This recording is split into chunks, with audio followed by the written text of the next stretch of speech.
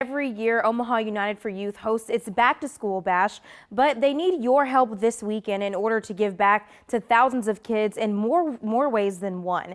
The nonprofit started their first Back to School Bash in 2016.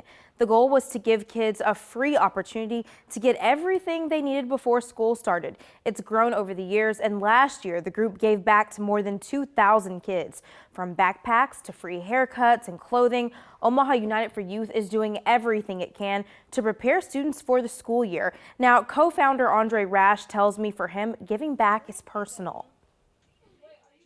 I've been living in Omaha my entire life, so I grew up in poverty. I grew up needing a lot of things that I wasn't able to have, and as I got older and a little bit more successful in business, I wanted to be able to give those things that I just missed in my childhood.